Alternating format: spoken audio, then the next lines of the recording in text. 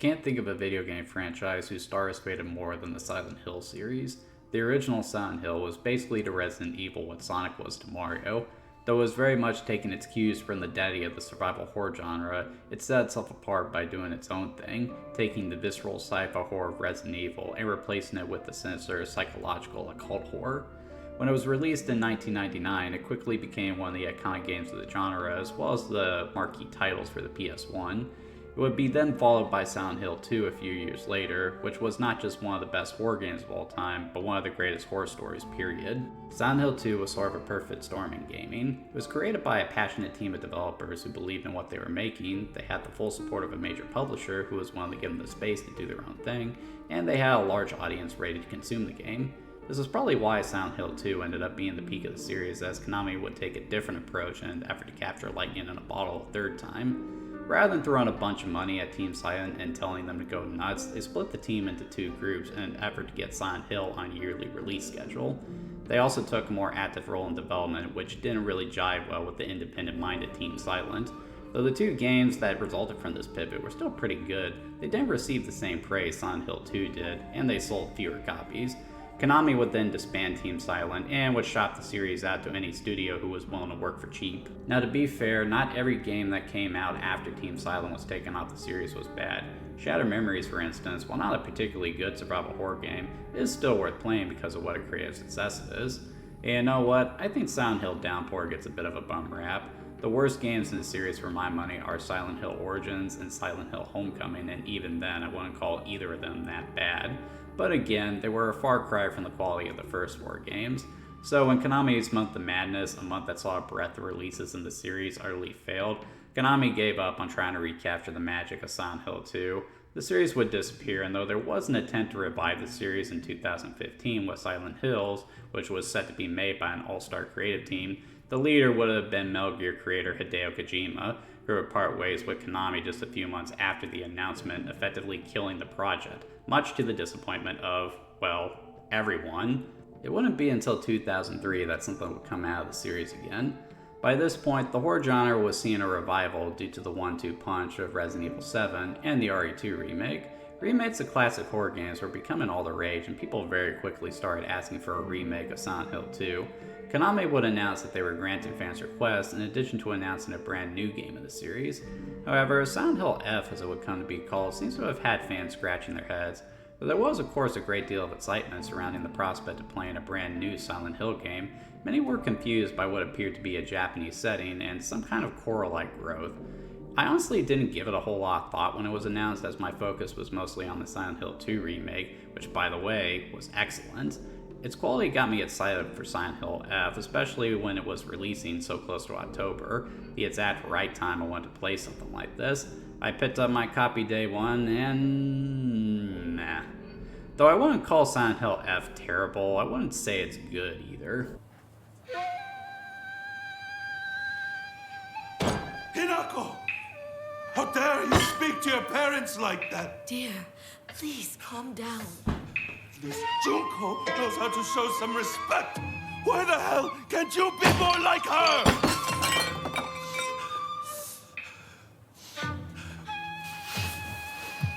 Where do you think you're going? We're not done here, young lady. Darling, please.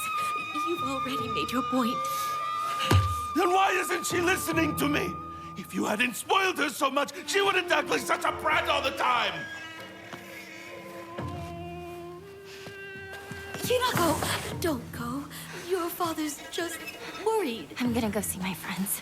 Come on soon! In Silent Hill F, you take the role of Shimizu Hanako, a young woman living in a backwater town in 1960s Japan. While hanging out with her friends one day, a mysterious presence rolls into town, and it becomes very clear that it is deadly as it quickly claims the life of one of Hanako's friends. Before long, the town is deserted and crawling with monsters, leaving just Hanako and her friends. No one better than to stick around, Hanako and the gang make plans to get out of town. All the while, Hanako keeps finding herself teleported to another world where she is guided forward by a mysterious man in a fox mask. I have mixed opinions on the plot of Silent Hill F. On one hand, I'm happy they decided to focus on the personal horror as opposed to getting wrapped up in the occult horror. When it comes to Silent Hill games, the plots fall into two categories. They either focus on the cult that operates out of Silent Hill, or they focus on the effect the titular town has on the people who enter it. That effect being that their inner demons seem to become personified. I've always preferred the personal horror aspect because, unlike most horror stories where a character tends to be neglected, it is instead mandatory. You need to have an interesting and complex character in order for this style of horror to work, and then you need to have a creative mind to bring their inner demons to life. Now, that's not to say that the cult doesn't have a place within the series. After all, this is what made up the bulk of the personal horror in the original Silent Hill and Silent Hill 3. It sort of hinders the effect because it centralizes and humanizes the horror. This is why I was on board with reviving the series with a remake of Silent Hill 2, as it would allow the series to reposition itself to focus on the personal horror completely and not get wrapped up in the occult horror.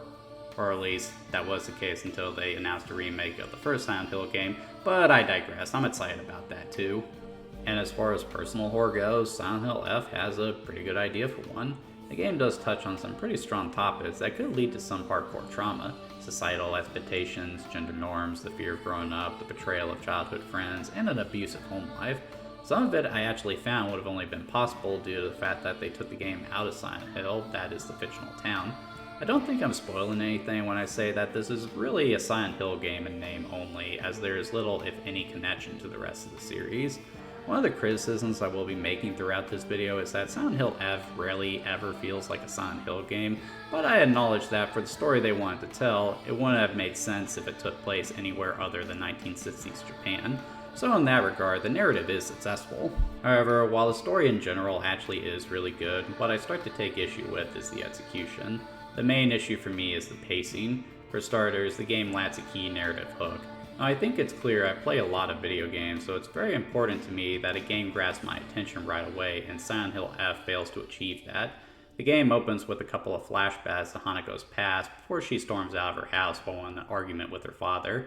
She heads into town where she meets up with her friends, at which point the fog rolls in and monsters start coming after the group. It just didn't grab me in any way, and it didn't have me asking many questions, especially considering so much information is given via supplementary means at this point as well. Compare this to how the first Silent Hill opens. Harry Mason crashes his car and awaits to find his daughter missing. He sees her running into the fog towards Silent Hill and he gives chase. Upon entering Silent Hill, the tone starts to shift as the atmosphere grows more haunting, building to the first scare and a scripted death before cutting to Harry awakening in a different location as if he was waking up from a nightmare. It's just a perfect opening because it establishes our main character, why he is in Silent Hill, the fact that the place is dangerous as all hell, and it provides us with a reason to want to go deeper. There is a reason Silent Hill became as iconic as it is because it so quickly got its hooks into players and never let go. And this tracks with all the best entries in the series. The contradiction of Jane's reasoning for coming to Silent Hill and Silent Hill 2, the horror of SH menacing Heather outside the town's borders in Silent Hill 3, Henry being locked out of his apartment with no way to escape in Silent Hill 4. Hell, even Downpour understood the importance of a narrative hook with its opening going for shock value. It doesn't inspire confidence when the game that supposedly killed the franchise gets your attention more than this game does, doesn't it? A poor start is one thing, but what's worse is when the game remains uninteresting after a slow start. The introduction to the horror is more abrupt than scary, the monsters aren't that threatening, the characters are either creepy or just straight up unlikable, and the sections where Hanako is in the other world feel completely disjointed from the rest of the game. It wasn't long before boredom set in, which was the last thing you want to happen in a horror game. However, when I reached the tail end of the game, that's when everything fell into place. I started looking at everything I had seen up to that point in a different light, and I had to admit to myself that, yeah, it was pretty clever. But the more I thought about it, that's really my overall problem with Silent Hill F's plot. While it is very smart, very clever, very dark, and very disturbing, all of which is on brand for the series, it really doesn't become that until you reach the end of the game. Compare this to Silent Hill 2 and its twist. In a similar fashion to Silent Hill F, the twist of Silent Hill 2 greatly recontextualized the events of the game leading up to that point.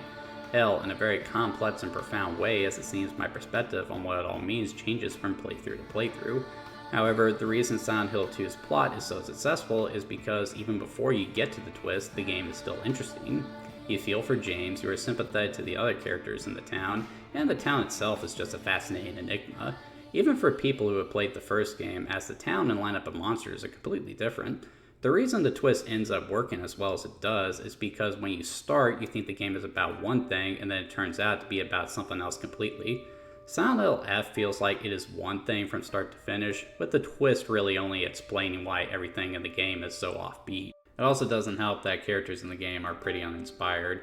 Hanako might have a pretty complex backstory, but she herself is honestly lacking in personality. These are two things that people often conflate with each other, and my explanation as to what the difference is that backstory is the history of the character, whereas the character's personality represents how they deal with their history. So while Hanako might have a deep backstory, she herself is not that interesting a character, mostly because we don't see how she deals with her past until the very end of the game. Compare that to James Sunderland. When you meet James at the start of the game, your initial impression of him is that he's a brave man and a kind man. He braves the horror of Silent Hill to find his wife, he shows concern for the other people in town, and even comes to their defense at points.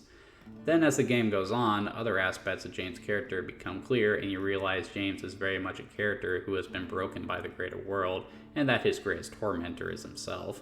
I know people are probably getting tired of me comparing Silent Hill F to Silent Hill 2, but it's honestly hard not to. There are people out there who say that Silent Hill 2 is overrated, and that it's really people's nostalgia for the game that it gets talked about at length. But if you break it down, you'll find that it is as brilliant as everyone says it is, and a big reason for that is because the characterization is so strong. Character is very important to me, and I'm sorry, I just didn't find Hanako to be that interesting. Same goes for the characters in the game, who range from creepy to just downright unlikable. And again, I get why they are like that. Believe me, I would like to explain why, because it is actually pretty clever, but I don't want to spoil it for people who actually want to play the game. But honestly, I feel like it would have been more interesting if they had fleshed out these characters rather than making them offbeat and then waiting for the twist to justify that. For example, with Fox Mask, how about instead of leaving a warning not to trust him, why not just let players draw their own conclusions about him? You know, let us be surprised a little bit. There will be a murderer, and it's up to you to guess who that murderer is. Hint, it's not me. There is a lot of stated characterization here, but very little actual characterization, really. Uncle Derek once said that he'd rather play a game that doesn't stick the landing versus one that botches the dismount, and now I truly understand what he means by that. Silent Hill F does very much stick the landing, but the dismount is just terrible. The game fails to grab you from the get-go and then just kinda meanders around until the ending makes sense of it all. Honestly, it's sort of the inverse of the first Silent Hill. Whereas the first 2/3 of the game, when you're in the dark about what is happening, is really strong, it sort of loses its luster as it approaches the end and you learn what is really happening in Silent Hill. Yeah, it's disappointing it didn't stick the landing, but at least I was engaged for most of the game. With Silent Hill F, I was not engaged at all, and though I was by the end of it, it was too little too damn late.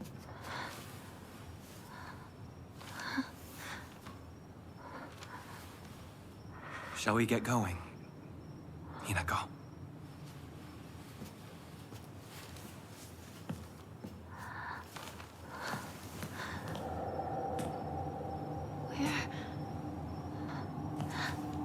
What's wrong?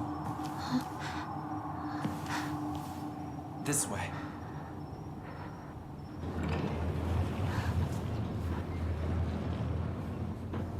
I also have mixed opinions on the presentation. On one hand, the game does look pretty good. The environments are detailed and believable, the animations aren't that bad, and there are some cool effects, particularly when you're in the other world. However, the game has some clear shortcomings. I honestly found the monster and character designs to be pretty uninspired, the performance isn't very hot, and the facial expressions fall into the uncanny valley pretty hard. I honestly find that last one a little shocking considering how believable the facial features in the Silent Hill 2 remake were. I don't know if Silent Hill 2 Remake had a bigger budget or more experienced team, but Silent Hill F feels like a pretty big step down. I also don't blame the Unreal 5 engine either because MGSD ran on the same engine and that game had great facial expressions as well. My guess is that the team didn't have a lot of experience with Unreal 5 in addition to a lower budget, and if that's the case, I guess I shouldn't be too hard on it. Again, it's not like this game looks awful or anything, but not particularly impressive either. The sound design is pretty good though. One thing that I want to praise the game for is the fact that they included an English voiceover. These days, whenever a game is heavily steeped in Japanese culture, they make it a point to only have the Japanese audio. Looking at you, Yakuza. When I heard that Silent Hill F was going to be heavily rooted in Japanese culture, I figured there wouldn't be an English voiceover, so I like that they gave me the option. And the voice acting is fine. Yeah, it's a little hokey, but then again, was the voice acting not hokey in a Silent Hill game? And please don't try to argue that the reason it sounds off is because I'm playing it with the English voiceover and that it would sound better in Japanese. I don't speak Japanese, so I cannot judge the voice acting in that manner. Might as well be Banjo-Kazooie style gibberish at that point. The music is pretty good. The series' longest running contributor, Akira Yamaoka, returns once again to score the game, and it sounds great as always, being effectively chilling, but with a great Japanese twang that fits perfectly with the setting.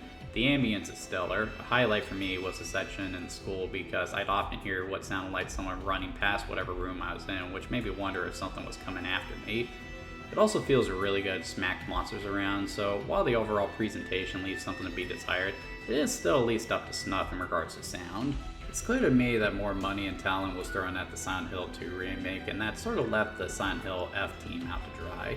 As a result, I don't think this game impresses on the same level as other games in the series, or even something like the Resident Evil remakes, but it's still not terrible.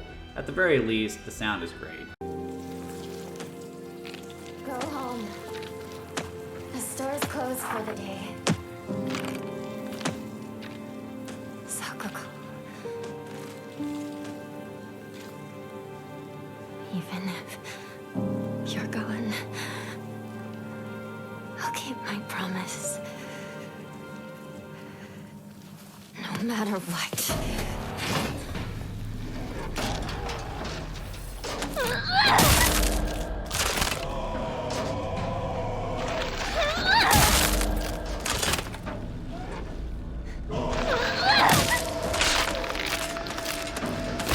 Silent Hill F is very much a survival horror game. The game sees you moving through Hanako's town, going from point to point while solving puzzles, fending off enemies, and managing your resources in order to stay alive.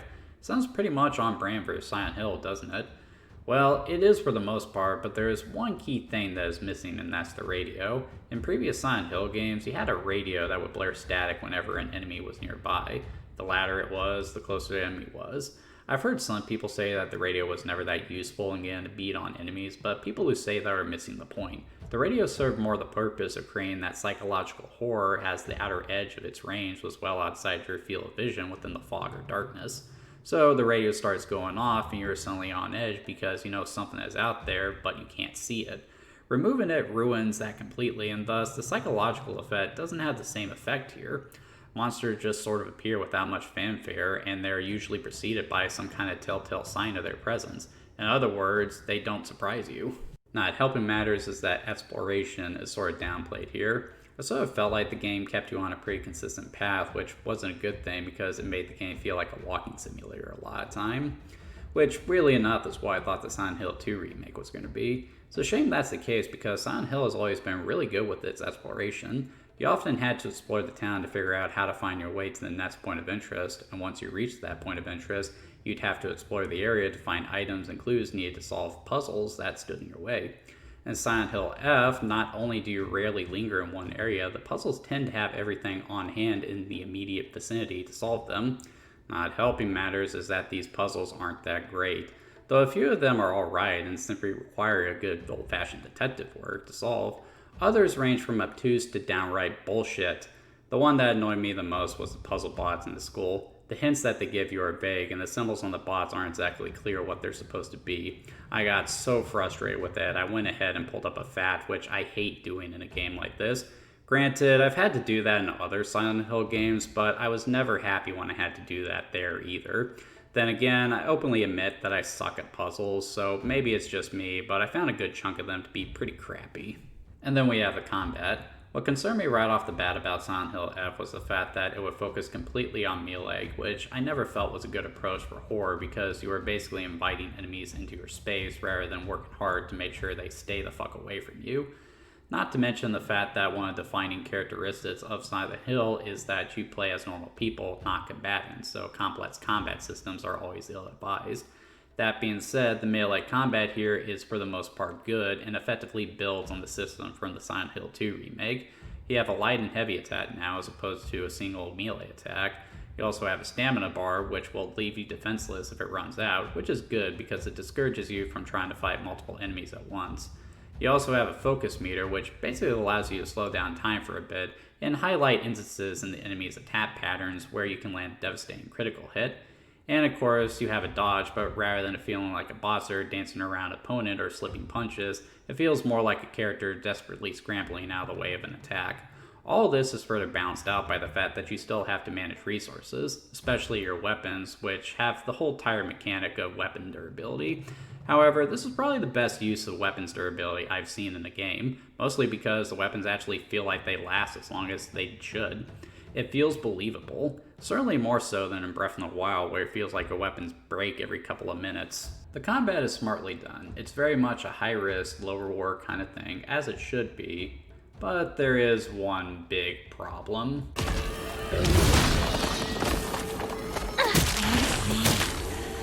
Alone. Yeah, it's kind of hard to be scared of these things when you have the knowledge that you can kill the biggest among them by whacking them with a stick.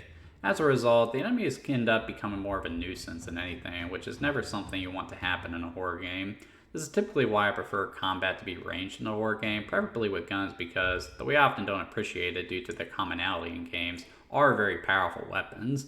So the fact that you have to use guns to take out whatever is coming at you speaks to how powerful they are. This is why the zombies in Resident Evil are so threatening, even though they are the most generic monster you can think of. And I understand why guns aren't in the game. This is 1960s Japan, so the end of WW2 was still pretty fresh, and Japan was basically demilitarized at that point. The only people who had access to weapons were the Yakuza, so that makes sense. However, I still feel like there was a creative solution to this problem. Maybe some weapons that are ranged but aren't guns, a bow and arrow, throwing knives, javelins. Would it really have been so unrealistic for Hanako to have a hobby of that to give her knowledge of how to use these things? Or better yet, have bigger enemies that you can't fight directly. When you encounter an enemy like this, the fight should go like this. So how about we have a variety of Mr. Ed style enemies that you have to avoid, at least until you figure out some way to take them out.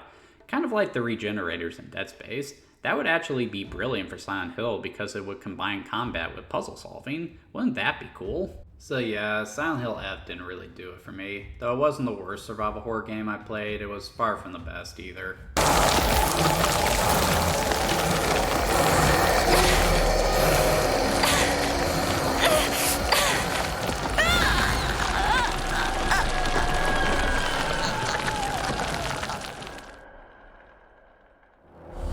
I didn't really find Silent Hill F to be that hard a game, but I also found it to be very aggravating a lot of the time. As I said, the enemies were more of a nuisance than anything, so I was more annoyed when I had to fight them. The puzzles got on my nerves a lot too, and due to being railroaded throughout most of the game, it came very close to being a dull walking simulator.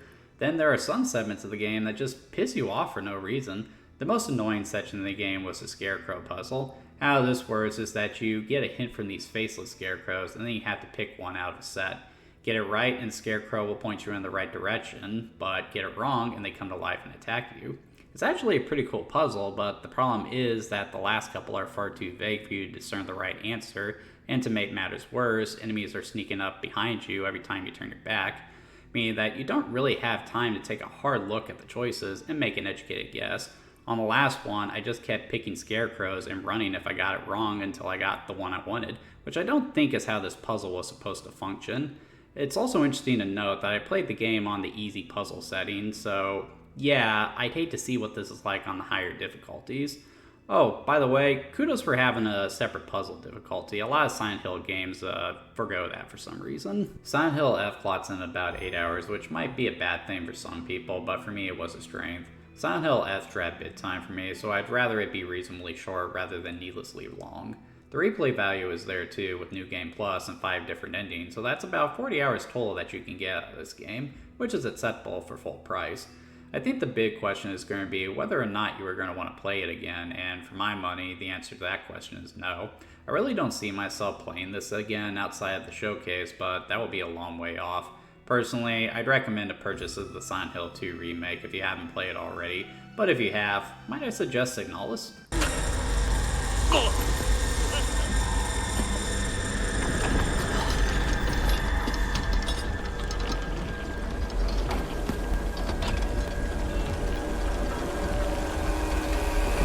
So, yeah, Silent Hill F didn't really do it for me. Make no mistake, I have played worse than this, but I have also played a lot better in my day. As to how it compares to the rest of the Silent Hill series, Silent Hill F is just kind of middle of the road. It sits comfortably in the mid-tier with The Room, Shattered Memories, and Downpour. I'd say it drifts slightly towards the lower tier where Origins and Homecoming reside, but there is just enough creativity and competence here to keep it above those two. It does not, however, compare to the first three games, so if you were hoping for the game that would finally capture the magic of Silent Hill 2 again, sad to say you aren't going to find it here. I think what disappointed me most about Silent Hill F is that it never felt like I was playing a Silent Hill game as I was playing it. I knew the game was going to feel disconnected from the rest of the series, but even the general vibe and gameplay loop felt completely different. Part of me feels like Silent Hill F was intended to be something else, but they decided to brand it Silent Hill for marquee value, and if that's the case, it's a shame. That's really the biggest tragedy of Silent Hill F. The name is what brought me in, but it's also the very thing that prompted me to walk away and never look back.